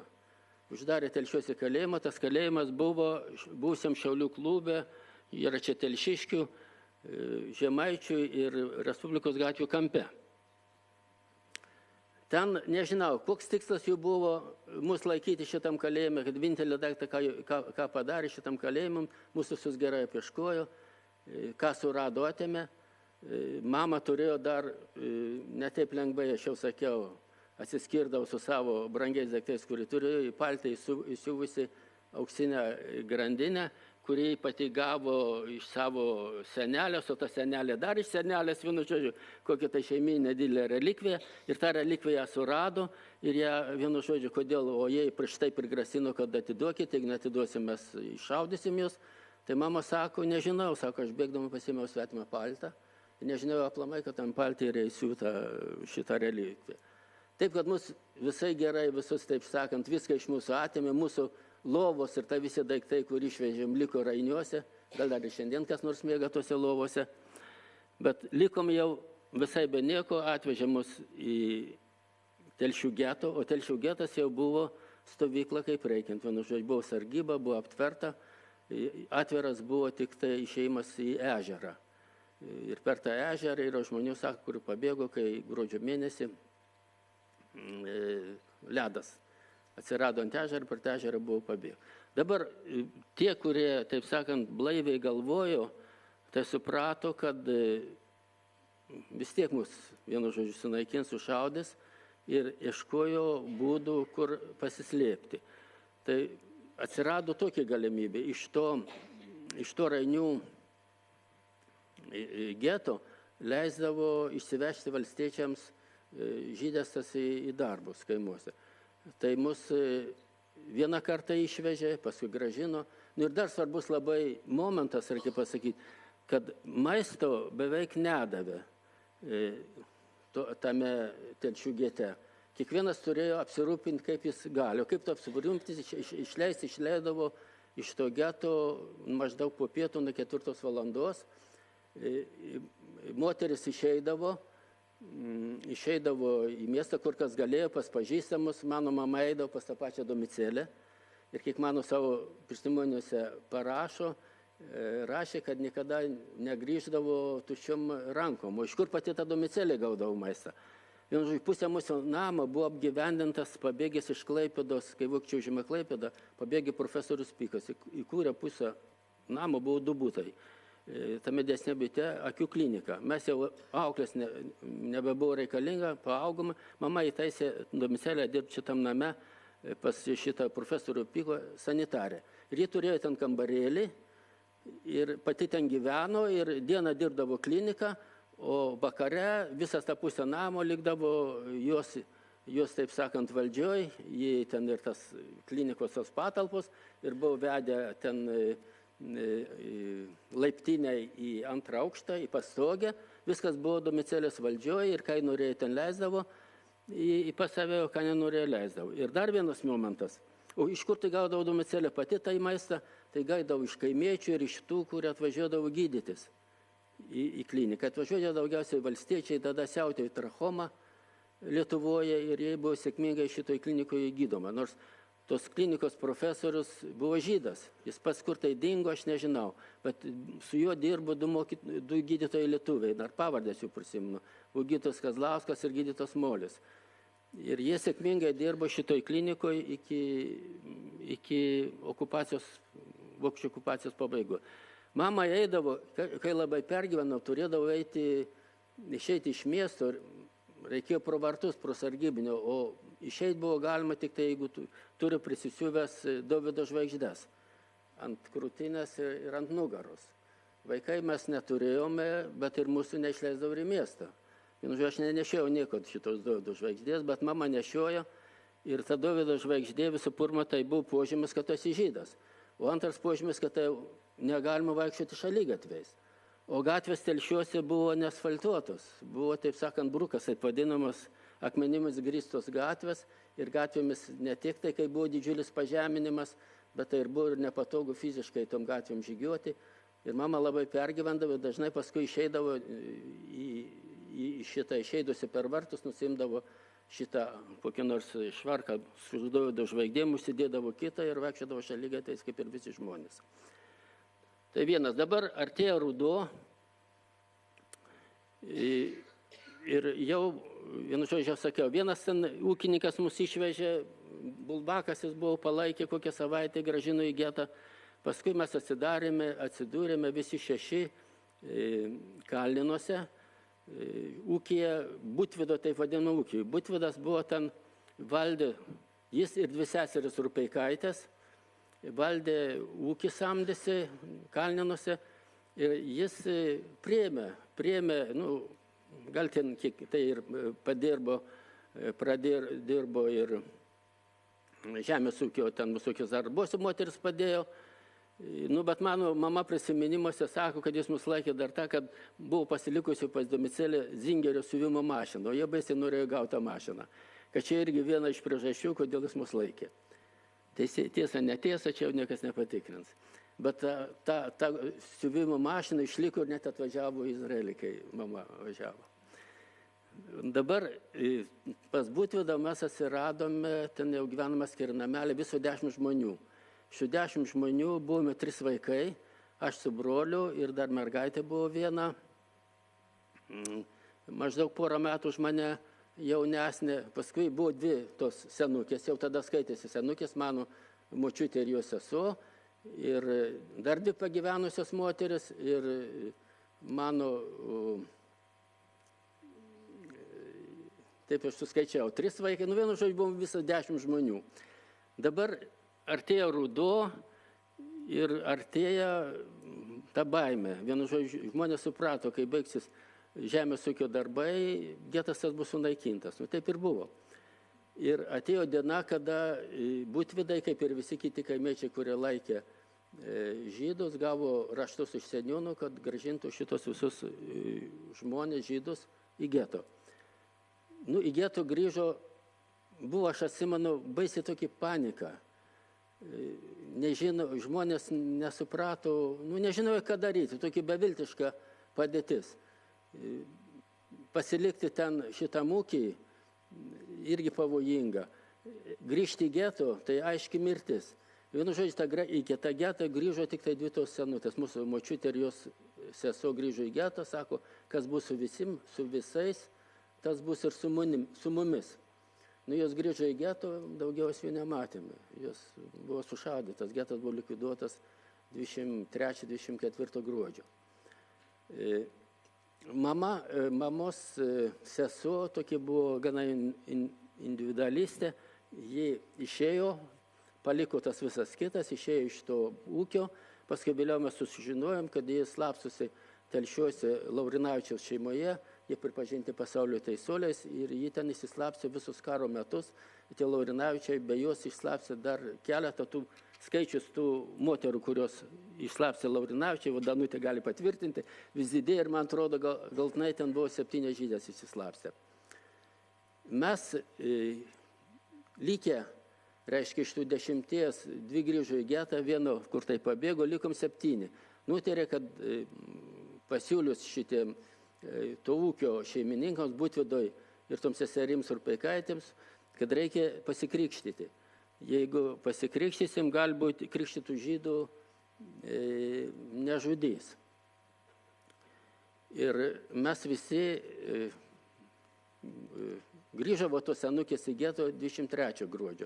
O mes 24 gruodžio, kūčių dieną, nuėjome vedami Urpeikaičias, Kazimieros Urpeikaitės ir Jozapo Butvido, mūsų krikšto tėvų ir to ūkio ten, žodžiu, valdytojų, į mažąją Telšių bažnytėlę. Urpeikaitė susitarė su kunigu, ėjome iš ryto dar tamsu, gruodžio mėnesį, dienos trumpos, naktis ilgos, ėjome į bažnytėlę, neužilgo pasirodė kunigas, mūsų susižirikiavo, aš prisimenu tiksliai kokios vietos ir kaip tas vyko krikštėjimas. Ir Danutė sako, žiūri mane ir šypsosi, kad aš gal vienintelis aprašiau, kaip aplamai, kad žydai krikštijosi. Daugelis skaitė, kad geriau būti nekrikštytam, nepopuliaru buvo prisipažinti, kad išdavai savo religiją, išdavai žmonių tradicijas, tu pasikrikštėjai. O mano mama skaitė, kad geriau žydas gyvas, nors ir krikštytas, negu žydas nekrikštytas, bet miręs. Ir, vienu žodžiu, aš aiškiai prisimenu, kaip mus ten pakrikštėjo, vienu žodžiu, stovėjom visi vienoje eilėje, už mūsų stovėjo mūsų krikšto tėvai, Kazimiera ir Jozapas. Kunigas tada, žinai, kalbas kalbėdavo lotynų kalba, kalbėjau kokius tai žodžius, kur aš nesupratau. Užpylė mum ant galvos švęsto vandens, ir mes jau katalikai. Tai tapt kataliku labai lengva. Dabar, o ką toliau daryti? Po to pradėjau švist laukia. Mes atėjom dar tamsoj, ten gruodžio mėnesį. Pradėjau švist laukia, išeiti iš šitos bažnyčios bijojome. Pasišalino šitos bažnyčios ir mūsų krikščio tėvai ir mes toje bažnyčioje likome 7 žmonės. 3 suaugusios moteris, tarp jų mano mama, dar 2 moteris ir mes 3 vaikai. O taip, sėdėjom ten, slampinėjom po tą bažnyčią, kūčių dieną vis užsiėmė, užeidavo, kas pasimels labai trumpai, žmonių beveik nebuvo. Ir tarp ateinančių tų žmonių mama pažino telšiškį moterį. Sako, tai mama, žinai, kabino su ją, nubraukė ištriškusios ašaros. Mama sako, mūsų dabar pakrikštijo, o kągi daryti toliau? Tai žinot, ponė, sako, eikite ir mirkite. Jūs dabar pakrikštijus, ar nebadarėte jokių nuodėmių, jūs eisite tiesiai į dangų. Vienu žodžiu, skamba juokingai, bet tai buvo. Žinoma, nepaklausėme šito ir kaip vėl sutemo, atsirado mūsų krikšto tėvai ir grįžome vėl į Kalnėnus. Grįžę į Kalnėnus, pakliuvome tiesiai Baltaraiščių nagus. Kadangi, kai tų žmonių nebuvo, jie negrįžo į getą, valdžia ten atsiuntė šitos Baltaraiščius ieškoti, kurgi tie žydai liko. Atėjom, aš atsimenu, būti, o ta viena sesuo iš tų Urpeikaičių liko, tai jau suprato šitą situaciją, Tai ta baltaraištė, mačiau ant stalo, nebaigtas kokie ten apgraužti kaulai, pusbonkis degtinės neišgertas, jinai prigirdė, privalgydino šitą baltaraišį, bet žinai, turi vykdyti, ką jam įsakė. Suėmė mus visus, susodino į vežimą ir veža į Telšius. Bet kokia tai moteris, turėjo matyti, ką nors jam pakišo, kokie tai žiedo, ir jis nuvežęs mus keletą šimtų metrų visus paleido. Paleidęs mus visus, tada mes jau grįžome ir tai pradėjom tada slapstytis. Ir buvo tas vienintelė vieta, reiškia, nuo gruodžio, sakykime, 24 vietos, mes slapsėmės arba gyvenom, taip sakant, nelegaliai iki 44 metų spalio kokios 8 ar 10 dienos, kitos dienos, kai vokiečių neliko ir grįžo sovietai. Dabar pirmas tas slapsimas buvo tikras slapsimasis, mes įsiskirstėme dvi grupės. Viena grupė tai buvo mama ir aš su broliu, gavom geresnį vietą slapsimuisi, matyt, mums labiau simpatizavo, o kitoje vietoje, kur tai buvo šitos likusios moteris, 4. O slapsimės mes Jaujoje. Jauja, žinot, kas tai yra Jauja, tai vieta pridėta linų, kurias reikia išdžiovinti gerai prieš apdirbant jos. Aš nežinau, laikas leidžia man dar kalbėti toliau. Kaip pirmininkė? Jau kaip ir baigės tas mūsų laikas. Aš tada sutrumpinsiu. Dar kelias minutės. Aš sutrumpinsiu, kadangi tai vienu žodžiu, mes slapstėmės, atnešdavom maisto tik tai naktį ir vieną dieną buvo ablava. Vėl atsirado baltaraiščiai ir šitos 4 moteris surado, o mus nesurado. Atsitiktinumo dėka mūsų nesurado, bet po to pasidarė aišku, kad slapstytis neįmanoma šitaip ir mes tada įsiskirstėme. Broliui surado vieną vietą, kur visą pirmą išvežė mane, aš likau Kalninuose, buvau Šiaulių šeimose, 2 pusbroliai, bet kadangi laikas nebeleidžia man daug kalbėti, aš labai trumpai apie visus gelbėtojus pasakysiu. Reiškia, vienintelė vieta, kur mes iš tikrųjų buvom paslėpti, tai pirmoji slapstymosi vieta Kalniuose. Paskui mes visus tos metus gyvenome legaliai. Turėjome, mums parūpino fiktyvius, mums berniuką, man ir broliui, gimimo metrikas, mama turėjo fiktyvų pasą, bet bijodavo jį kam nors parodyti, kadangi matėsi, kad ten buvo metai pataisyti. Bet šitaip mes išgyvenome iki pat galo. Iki pat galo išgyvenome ir man, aš galiu pasakyti, kad man teko pakeisti 15 vietų. Ir kaimuose, pagrindinai Telšių ir Plungės valsčiuose, Plungės rajonuose, Telšių mieste. Mama pakeitė apie 202 vietas. Vienu žodžiu, eidavau iš kaimo į kaimą, kai buvo pavojingas, skaitėsi vienam kaimui būti, rasdavau vietą kitam kaimui ir taip toliau. Dabar baigdamas aš tik tai norėčiau pasakyti keletą žodžių, bendrų tokių žodžių, kad tie žmonės, kurie mus gelbėjo, tai ypatingi žmonės. Aš nežinau, aš neturiu žodžių, kaip jas pagirti. Tai įsivaizduokit, budeliu tapti tada buvo taip lengva. Visi tie, kurie šaudė, ir tie visi žydčiadžiai, kuriuos paskui pavadino, jie jau savanoriais. Jie vykdė nurodymus valdžios. Ką valdė darė, sakė jiems sakyti, tą jie vykdė. Tai labai paprasta. O tie, kurie gelbėjo mus, tai žmonės įsitikinę.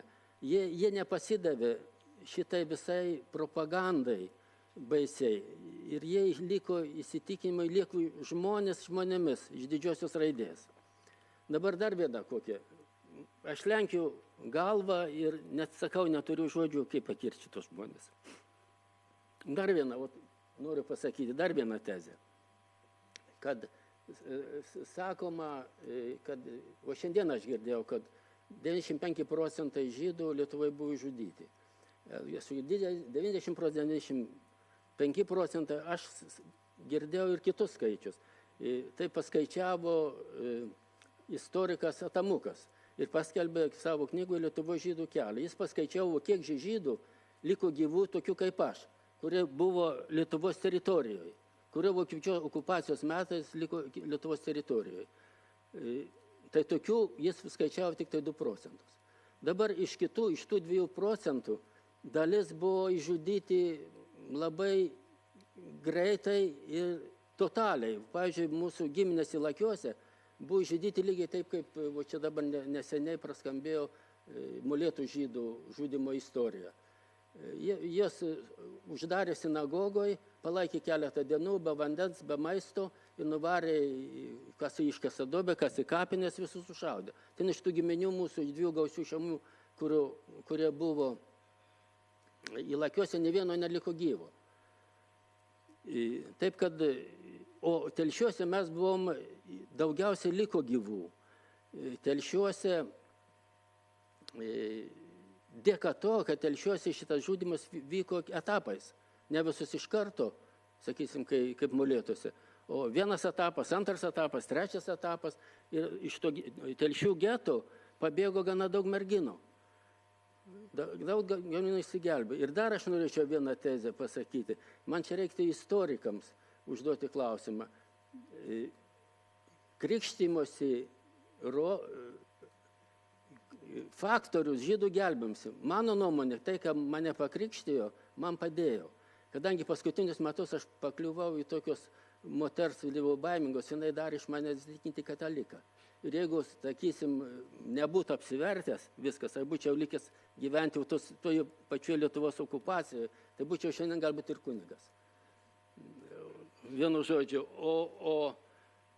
bet kažkodėl žydai patys vengia to pasakoti.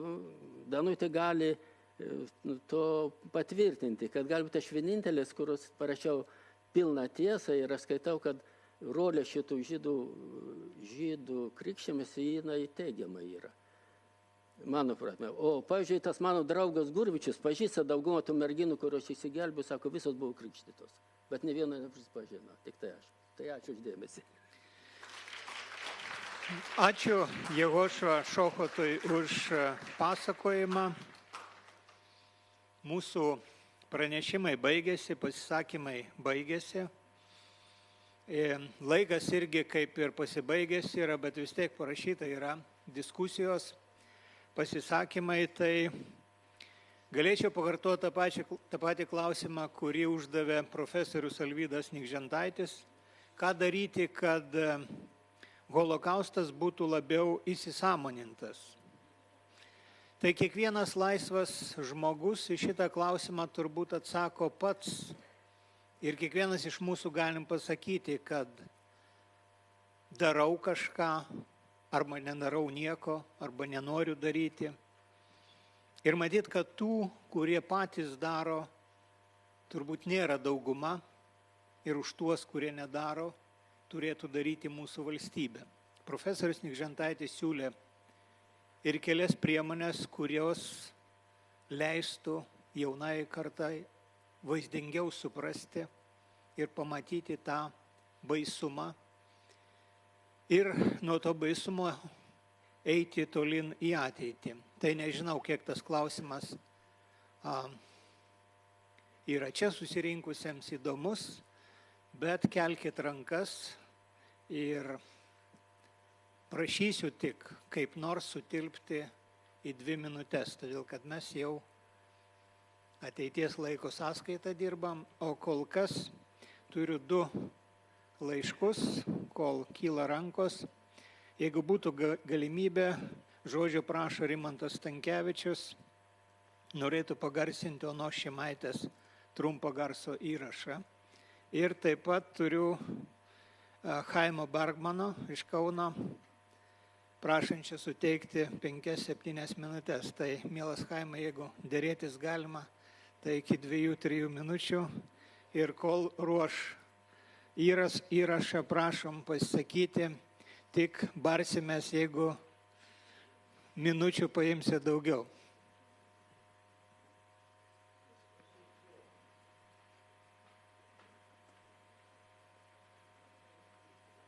mano pasisakymas, gavau labai nedaug laiko ir kalbėsiu tą temą, kur yra užslėpta. Jie labai dažnai tą klausimą kelia ir jis lieka visiškai neatsakytas, net nepradėtas. Mes čia daug kalbame apie tai, kaip lietuviai slapstė žydus ir gerai darom, kad kalbame. Čia tema reiškia neišsemiama. O atvirkščiai, ar buvo atvejų, kad žydai gelbėtų lietuvius? Pirmin. Ieškojau daug metų ir po kropelytę. Dabar kai ką galiu pasakyti, nors gavau labai mažai laiko. Pirmas atvejis. Jį atskleidė man profesorius, gal ne profesorius, garsus istorikas Amerikos Idzelis. Buvo atvykęs, buvom susitikę, štai ką jis pasakojo. 41 metais jo tėvas buvo Švenčionių rajono Švenčionių banko valdytojas. Jis buvo išvežtųjų sąraše, tos didžiosios tremties. Banko valdytojas, viskas aišku, taip? Privalu pagal visą sąlygą. Ir štai banko buhalteris, žydas, sugebėjo jį iš to sąrašo ištraukti, pašalinti. Ir tokiu būdu jis buvo išgelbėtas. Laikė tą žydą savo gelbėtojų, prasidėjus žydų žudynėms, jis, stengėsi tą žydą surasti ir atsilyginti gerų už gerą. Nepavyko, jis visą laiką graužėsi, kad jam nesugebėjo atsilyginti. Pirma istorija. Galima daug kalbėti. Antra istorija. Mane papasakojo vienas politinis kalinys, žemaitis, gyvena po šiai dienai Kaune. Pokario metais buvo patekęs, jeigu neklystų, į Vorkutos lagerius. O jo ūgis man iki peties. Žemas, smulkutis. Lagerį, ten kasyklos, jo vieta buvo karceriai, nes jis niekad nesugebėjo įvykdyti anglies prikasimo normos. Jis įsitikinęs, kad būtų tame karcerį pražuvęs. Bet jį išgelbėjo, jis sako, žydas iš Kauno. Kaip jis jį išgelbėjo? Jis jį įrašė į, motorvežių, tada įvedė motorvežius, mašinistų kursus. Jis praėjo tos kursus, tapo motorvežio vežėjų ir tai jau netoks darbas kaip kirtavietė, nenormos. Ir tokiu būdu jis laiko, tą žydą savo gelbėtojų. Numeris 2. Numeris 3. Daugiausia ginčių sudaręs, bet dar, labai mažai žmonių apie šitą dalyką žino. Pokario metais saugumas susėmė visą Tauro apygardos partizaninę vadovybę. Jų tarpe buvo kunigas Ilius, Antanas Ilius. Jam buvo projektuojama partinių organų mirties bausmė. Su dideliu aplombu. Kunigas banditas. Ko dar norėti? Vienas iš jo tardytojų, jeigu ne pats pagrindinis, dėl to ginčytis galima labai daug ir diskutuoti galima labai daug, KGBistas, aukšto rango Eusėjus Razauskas, apie kurį, jeigu Lietuvoje rašoma, tai tik apie baisų būdelį ir kraugerį. Tardymo metu Antanas Ilius papasakojo saugumo karininkui Razauskui, kad karo metais jis išgelbėjo žydų mergaitę. Ta mergaitė tuo metu gyveno Vilniuje ir kunigas Ilius žinojo jos adresą. Razauskas patikrino labai greitai ir sekančio tardymo metu pasakė kunigui Iliui: taip, viską, ką man sakėjai, yra tiesa. Aš patikrinsiu. Patikrinau, taip. Paleisti aš tavęs negaliu. Per daug garsi tavo byla. Per daug aukšti sluoksniai ją kontroliuoja. Bet, kiek galėdamas, aš tau sušvelninsiu. Šiaip žinok, tau buvo planuojama mirties bausmė. Kunigas Razauskas taip surašė bylą, kad kunigas Ilius te gavo 10 metų. Žinau aš tą bylą. Ten ne byla, o advokato kalba. Bet pirmam kartui yra 9 straipsniai, gal 8, šitą temą ir jie yra, aš juos turiu, aišku, kas norės duosiu, turi Marijampolės biblioteka. O pirmam kartui ačiū uždėmesį. Ačiū Chaimui Bergmanui už tikrai įdomų posūkį mūsų šios dienos temoje. Rimantas Stankevičius, prašom. Dėkui, Rimidai. Šiandien mes žinome beveik 900 Lietuvos gyventojų pasaulio tautų teisuolių pavardės. Ir viena pirmųjų 1966 metais šiuo garbingu apdovanojimu buvo apdovanota gerbiama Ona Šimaitė, Vilniaus bibliotekos bibliotininkė. Apie ją plačiai yra rašyta daugelio pasaulio valstybių literatūroje, kuri nagrinėja holokausto laikotarpį Lietuvoje ir mini ją kaip Lietuvos garbę. Deja, šiandien mes neturim jau senai jos gyvųjų tarpe, bet turim unikalią galimybę išgirsti jos interviu darytą prieš 50 metų ir prašyčiau jūsų dėmesio išklausyti šią garbingą moterį. Paleiskit, prašau, įrašą.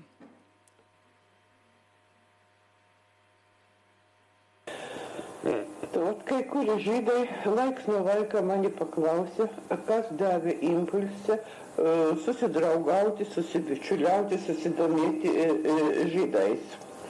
Aš manau, kad reikia pradėti nuo vaikystės dienų.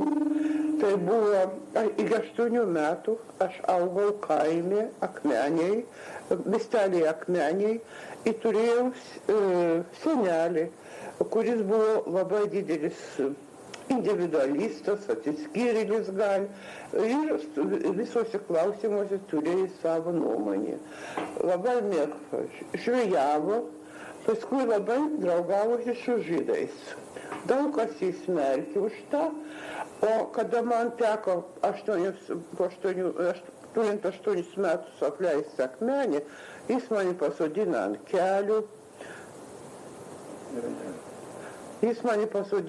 kelių. Ir sako, tu žiūrėk, daug tas kalbės labai blogai apie žydus, bet tu jų neklausyk. Žydai yra geri žmonės, žinoma, tarp jų pasitaikė ir blogų, bet vis tik galuma nulėmė. Ir va tie žodžiai man liko beveik visam gyvenimui. Paskui, žinot, slinko metai ir labai didelį įspūdį mane padarė lenkų rašytoja Ožiškienė. Po to mokslo metai ten aš susidūriau su žydų jaunimu, kuris taip pat buvo maždaug tokių nusistatymų, kuris ieškojo tiesos, šviesos, ir tas man labai veikė. Darbas universiteto bibliotekoje taip pat su įvairiais idėjiniais žmonėmis. Paskui knygą tokį lenkų antisemitą kaip Novačinskis, kuris labai yra nukreiptas prie žydų, bet vis tik jis už ką kaltino lietuvius, kad jie palaikė, už ką kaltino žydus, kad jie palaikė lietuvių pusėje Vilniaus klausimą, kad tai priklauso šitą. Ir tas į mane labai smarkiai paveikė. Paskui prasidėjo patys baisiausias laikai, kada atėjo hitleriški žmogėdai, kada pradėjo naikinti. Visiems buvo tada blogai, bet žydams, reikia pasakyti, buvo užvis blogiausiai. Ir tuo momentu, kada mano bendradarbis, kai kuris bibliotininkis, kolegis, buvo išmeštas iš būtų, iš pastogis, kaip ten bebūtų blogai tais metais, aš galėjau tam tikro laikų nuveikti, kur norėjau padaryti, nereikėjo man jokių nešioti jokių žvaigždžių.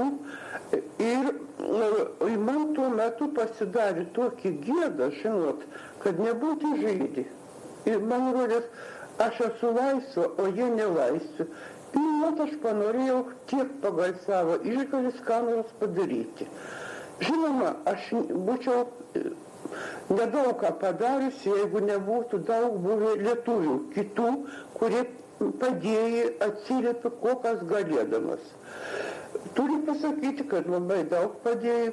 Pirma, tai dvasiškėja.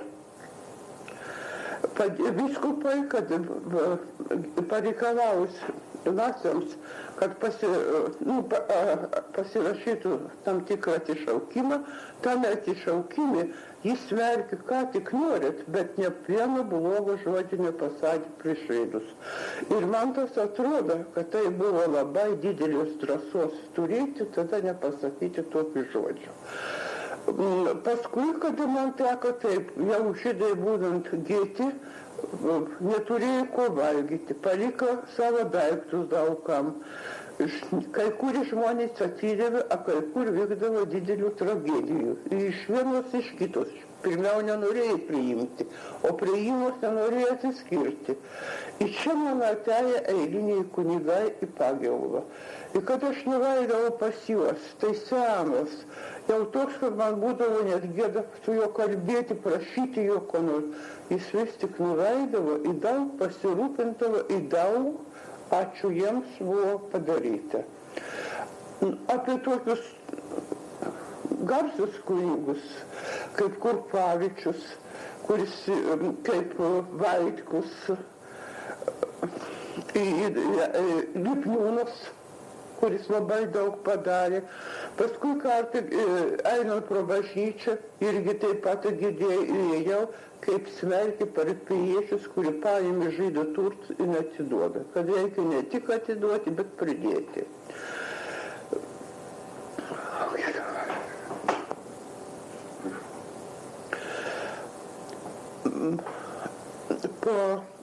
Po visų išgyvenimų aš per 3 metus išgyvenau Izraelyje. Ir ten su dideliu pagarba buvo minimas kunigas Kurpavičius, kuris taip drąsiai tada prieš nacius užstojo žydus, kuris jiems pasakė daug karčių žodžių, pats nukentėjo, o jis taip pat buvo garbinamas labai dėl jo žemės reformos. Tai man daug kad pabrėžė. Dabar kunigas Vaitkus be galo daug padėjo šeimai Balošerio. Ne kartą saugojo raštus, lankydavo juos. Tik man labai gaila, kad paskutiniu metu vis tik iki galo neišlaikė. Be to, kunigas Vaitkus padarė labai irgi didelį. Vienu žydų mergaitę paėmė, pakrikštė ne dėl to, kad jis norėjo būtinai padaryti ją katalikį, bet dėl to, kad išgelbėti jos gyvybę. Ir čia, žinot, aš randu didelį tokį žmoniškumo pavyzdžių.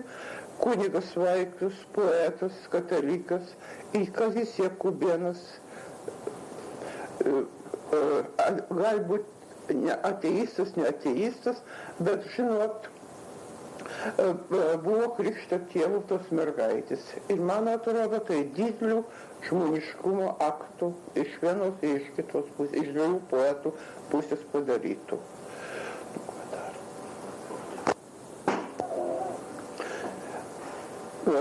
Aš tuo metu, kada užpuolė hitlerininkai, aš dirbau Vilniaus universiteto bibliotekoje. Ir reikia pasakyti, kad pradedant nuo paties viršūnės, nuo rektoriaus, bendradarbių, labai baigiant sargais, labai susirūpina žydų padėtimi.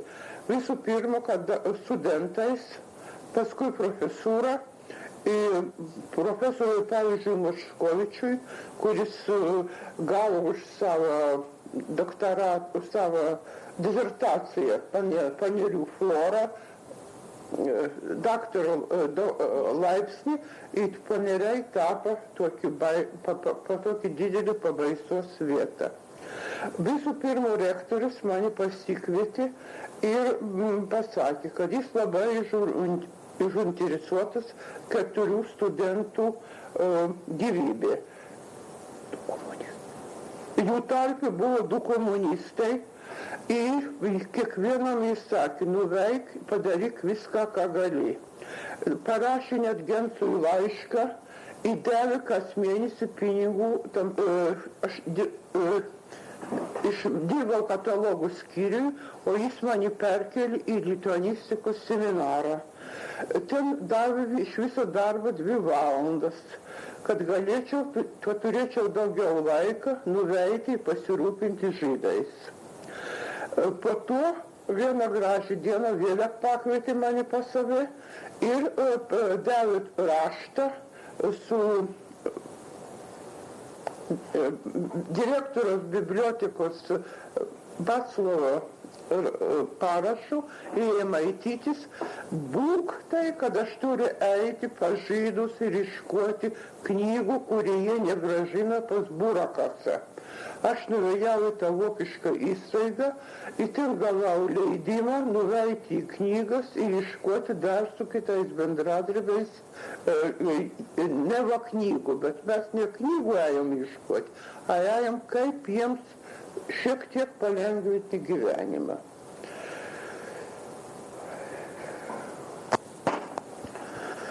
Iš tai, kada prašant Biržiškai, Mykolui Biržiškui, aš... Ačiū Rimantui Stankevičiui už Onos Šimaitės prisiminimus. Dėkoju visiems už kantrybę, dėkoju pranešėjams už įdomius pranešimus. Dabar laikas, jo labai liko nedaug parodai ir kalendoriui. Kalendorius laukia išėjus. Norėčiau baigti šitą mūsų konferenciją tuo pačiu, kuo ir pradėjau. Jeigu kiekvienam per Antrąjį pasaulinį karą Lietuvoje nužudytam žydui skirtume po 1 tylos minutę, turėtume tylėti pusę metų. Turbūt žmogus negali tylėti tiek ilgai, bet jeigu atsirastų toks, kuris ištylėtų, galbūt jis suprastų visą tą baisumą, kuris dėjusi Lietuvoje nuo 41 metų birželio 22-osios iki visų mūsų žydų išžudymo. Dar kartą dėkoju visiems. Ačiū pranešėjams ir dalyviams.